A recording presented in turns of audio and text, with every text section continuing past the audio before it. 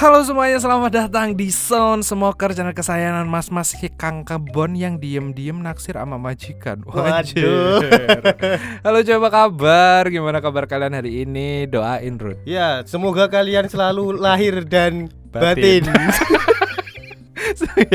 Iya, itu adalah doa yang sangat mulia dari Rudy ya.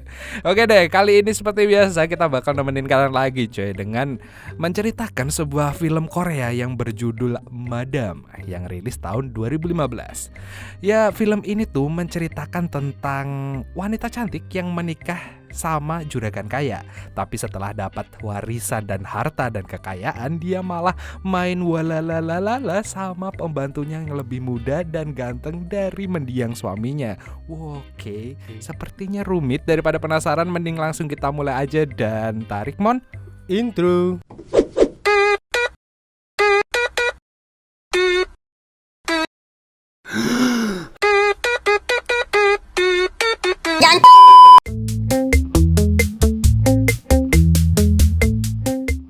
Film dimulai pada tahun 1920-an, di mana ada seorang wanita cantik yang bernama Manim yang sedang pergi menuju ke suatu tempat. Dia berjalan bersama dengan pelayan pribadinya yang tunawicara. Tak lama kemudian, calon suami Manim yang bernama Kim pun datang bersama dengan pelayan botaknya. Saat mereka OTW ke rumah Kim, pelayan botak itu senyum-senyum sendiri karena sepertinya dia naksir sama pelayannya Manim. Kemudian setelah mereka sampai di pintu gerbang, mereka pun disambut oleh semua pelayan yang ada di sana, termasuk pelayan muda dan ganteng yang bernama Bao. Ia merupakan rakyat jelata yang menjadi pembantu baru di rumah itu, di mana Bao bekerja bersama kakeknya untuk melayani semua kebutuhan tuannya. Setelah itu, Bao pun langsung membantu tuannya untuk membawakan semua barang milik Manim, dan kemudian menyiapkan air panas untuk membantu mandinya. Di sana, Bao terpesona dengan kecantikan Manim sampai bengong dan gak sadar kalau dia harus pergi karena Manim akan segera mandi. Walah. Ya kalau gue di situ ya gue memang kayak gitu sih. Sementara itu di luar kamar mandi, pelayan botak ini senyum lagi saat lihat pelayan Manim sedang duduk sendirian. Beberapa hari kemudian, akhirnya Manim dan Kim pun sudah sah menjadi pasutri. Di kamar, Manim yang ingin menjadi istri terbaik pun dengan semangat bersiap untuk adu mekanik dengan suaminya. Tapi sayang, Kim malah menolak dan meminta Manim untuk tidur aja. Keesokan harinya, Kim dan beberapa pelayannya pun pergi menjual barang dagangannya. Dan gak lama kemudian ada sekelompok tentara yang datang menghampiri mereka, di mana tentara itu berniat mengecek barang bawaan Kim. Saat mengecek barang, tentara itu memperlakukan mereka seenaknya, yang membuat Kim gak terima, dan saat Kim protes, mereka pun ribut dan tentara itu malah menembak Kim tepat di dadanya. Saat di rumah, Manim pun menangis karena saat melihat jenazah suami barunya di mana dia sudah meninggalkannya padahal belum sempat adu mekanik. Sementara itu, semua pelayan Kim pun pergi karena mereka takut akan jadikan korban selanjutnya oleh tentara Jepang, termasuk pelayan botak yang full senyum tadi. Dia membawa paksa pelayan pribadi Manim. Setelah semua orang pergi, yang tersisa di rumah itu hanyalah Manim, Bao dan kakeknya saja. Karena kakek merupakan pelayan paling setia di mana dia sudah mengabdikan hidupnya kepada keluarga Kim. Beberapa hari kemudian mereka pun menjalani hari-hari seperti biasanya dan melanjutkan usaha Kim di ladang. Kemudian saat pulang dari ladang, di tengah jalan mereka melihat kekejaman tentara Jepang, di mana para tentara itu mengincar para gadis untuk dijadikan wanita penghibur, termasuk pelayan pribadi Manim. Gak lama kemudian, pelayan botak full senyum yang tak terima pun langsung mengeluarkan jurus kesatria naganya. Setelah berhasil mengalahkan tentara Jepang, pelayan Manim pun terharu dan langsung menyodorkan bibirnya untuk si botak. Kajir. Manim yang melihat kemesraan pelayan pribadinya pun sedih karena teringat Kim yang belum sampai adu mekanik, dia sudah COD dengan malaikat.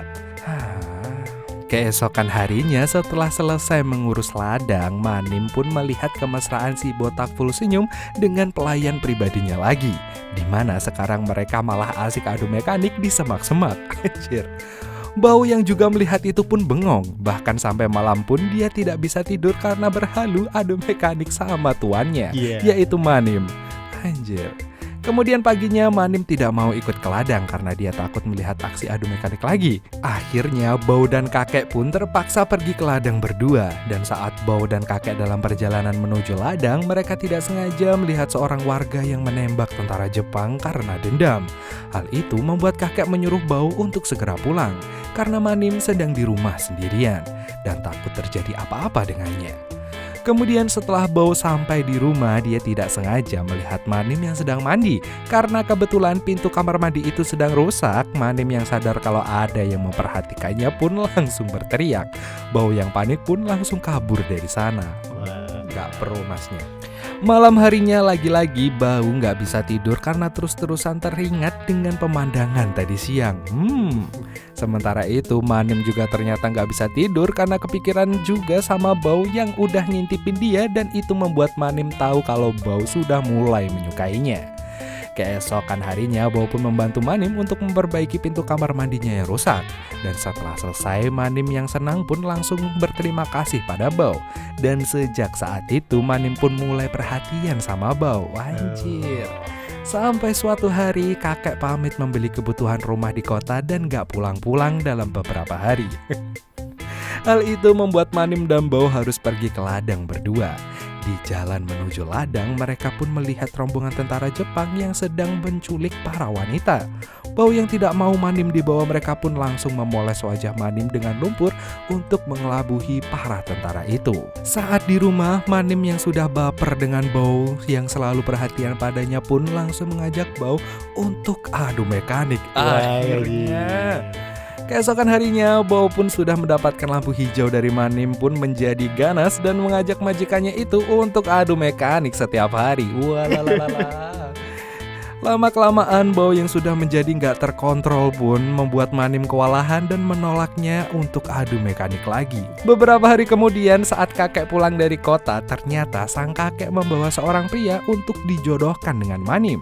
Tapi Manim langsung menolak perjodohan itu karena yang jelas pasti Manim sudah jatuh cinta dengan Bao. Malam harinya Manim pun langsung menemui Bao dan langsung adu mekanik lagi. Tanpa mereka sadari, ternyata kakek nggak sengaja mendengar teriakan dari aksi adu mekanik Manim dengan Bao. Wajib. Dan kakek langsung sadar kalau cucunya dan majikannya itu diam-diam berhubungan. Hal itu membuat kakek bersumpah kalau dirinya akan mengabdikan hidupnya kepada Kim, mendiang majikannya. Setelah itu kakek pun pergi meninggalkan rumah dan meminta Manim untuk menjaga Bao, cucu kesayangannya. Bao yang ingin ikut pergi dengan kakek pun dicegat oleh Manim karena dia tidak mau lagi hidup sendirian. Dan semenjak kakek pergi dari rumah itu, Manim dan Bao pun semakin bebas bermesraan tanpa takut ada yang mempergokinya lagi. Dan mereka berdua pun menjalani hidup dengan sangat gembira dan filmnya pun tamat. Belum. Dan mereka pun menjalani hidup dengan sangat gembira intinya. Intinya gembira. Dan suatu hari saat Bao dan Manim sedang makan jagung bakar di rumah, tiba-tiba ada seseorang tentara Jepang yang menyelinap masuk ke dalam rumah, di mana tentara itu menodongkan pistolnya. Padahal dia terluka dan membutuhkan pertolongan. Manim yang merasa kasihan pun memutuskan untuk menolong tentara itu. Tapi Bao mencegahnya dan mengatakan kalau tentara itulah yang sudah menghabisi nyawa suaminya. Kemudian keesokan harinya, Manim dan Bao terlihat mengantarkan makanan untuk si tentara. Sementara si tentara itu malah mulai terpesona dengan kebaikan dan kecantikan Manim. Bao yang melihat itu pun jadi cemburu dan dia menjadi tidak suka dengan keberadaan si tentara itu di rumahnya. Mulai masuk konfliknya. Dia mulai masuk. Kemudian di tempat lain ada 3 tentara Korea yang sedang mencari keberadaan tentara Jepang. Gak lama kemudian mereka menemukan topi tentara Jepang dan mengetahui kalau ada tentara yang bersembunyi di rumah Manim. Bao yang melihat para tentara Jepang itu menuju ke rumah pun langsung memberitahu Manim untuk mengajak tentara Jepang itu bersembunyi. Bao juga takut kalau Manim akan dituduh sebagai pengkhianat. Setelah para tentara itu pergi, Manim dan tentara Jepang itu pun keluar dari persembunyiannya. Tentara Jepang yang merasa selalu dibantu pun semakin jatuh hati dengan Manim. Sementara itu, Bao yang melihat kedekatan Manim dengan tentara Jepang menjadi marah dan berdebat dengan Manim.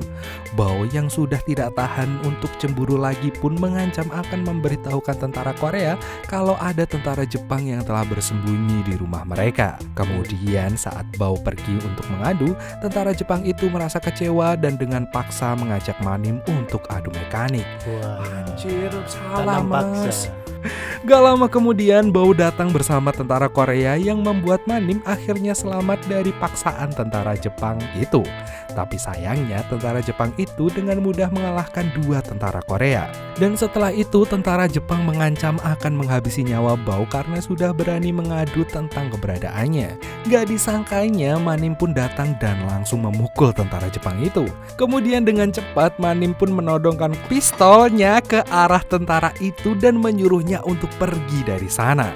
Setelah keluar dari rumah Manim, tentara Jepang itu pun ditembak mati oleh tentara Korea. Dan setelah kejadian itu, Manim dan Bao pun pindah rumah di daerah terpencil di atas bukit. Dan filmnya pun berakhir dengan bahagia ditandai dengan senyuman si botak yang full senyum. Terima kasih. Oke, tamat. Tamat. Bahagia di Oke. atas bukit. Ya akhirnya mereka bahagia di atas bukit ya. Ya cerita-cerita romance klasik dari zaman dulu ya, dimana kayak katanya based on true story, tapi gue nggak tahu sih. Katanya gue baca-baca kemarin gitu katanya. Ya, apa? Baca true story dia kayaknya. Oh, dia true story madam Iya. ini ya. Kemarin gue baca di ini bungkus sampo. True story ya di bungkus sampo. Ya gimana? Asli samponya. Asli. Level boy loh. Level boy. Ya gimana tentang menurut gimana kalian tentang apa? Tentang cerita ini. Iya, gimana menurut kalian tentang cerita ini, cuy? Maksudnya gue pengen tahu nih pendapat kalian tentang film ini. Ya, kalau menurut gue soalnya film yang penuh cangkul-mencangkul dan bercocok tanam seperti ini tuh biasanya yang dilihat hanya cocok tanamnya aja kalau cowok yang nonton, ya kan? Ceritanya mereka kagak tahu. Ikan ini rumit, ada sejarahnya. Sebenarnya rumit dan ada sejarahnya dan ada penjajahan secara apa ya namanya, secara romance film ini cukup happy ending kalau menurut saya. Karena akhirnya si Bao yang dia cuma pelayan bisa dapat hati majikan sekaligus bonus serabi lempitnya gitu ya kan. Iya. Bonus warisannya juga sih. Bonus warisan juga ya kan. Kembali lagi hidup selalu bahagia Hidup kalau dimaksimalkan. kalau kita bisa melihat di sisi posisi bahagianya gitu maksudnya. Ya tentunya kalian suka ya kan dengan film-film kayak gini. Iyalah gue juga suka. Hahaha. Kata naskahnya gitu. Naskahnya kagak bener aja. Tapi ya udahlah, sepertinya memang kayak gini ceritanya. Mending kita pamit dulu aja lah ya. Ya, kita pamit dulu. Jangan lupa hidup selalu maksimal. Nah, oke Rudi, cabut mundur. Mau undur-undur. See you next time dan dadah. Bye-bye. Bye-bye. Jangan lupa like, comment, dan subscribe. Yap, tulis komen kalian di mana-mana. Oke? I will miss you. Yang sedang pergi menuju ke suatu tempat. Dia berjalan bersama dengan pelayan pribadinya yang tunawicara. Oh, bisui, gagu. Dan kemudian menyiapkan air ganas untuk Air panas, air ganas kayak apa? dan balik ya. Lama-kelamaan Bao yang sudah menjadi nggak terkontrol pun membuat Manim kewalahan dan menolaknya untuk adu mekanik lagi. Wah, Iya. sampai kewalahan doh. cuy. Sabar makanya. Apa? Sabar. Dikontrol. Apa namanya? Ditarik ulur. Tarik ulur. Dikontrol. Nggak boleh langsung gas aja Tidak gitu. boleh langsung guys. Kan Wanita itu butuh roller coaster. roller coaster. Iya betul, roller coaster. Butuh adu mekanik lagi. Iya betul butuh audio mekanik. Iya betul sih, tapi ya udahlah terserah. Kemudian dengan cepat Manim pun menodongkan pistol. Manim punya pistol ya? Ya pistolnya sih itu tadi. Tentara kan dia mukul jatuh, diambil. Kirain dia punya pistol sendiri gitu ya kan yang. Iya serem juga sih kalau tiba-tiba Manim punya pistol. Jadi selama ini aku adalah pembunuh bayaran. Iya, selama ini dia punya Ternyata dia assassin kan. Kemudian dengan cepat Maning pun menodongkan. saya salah anjing. Tak kira Manim gitu kon.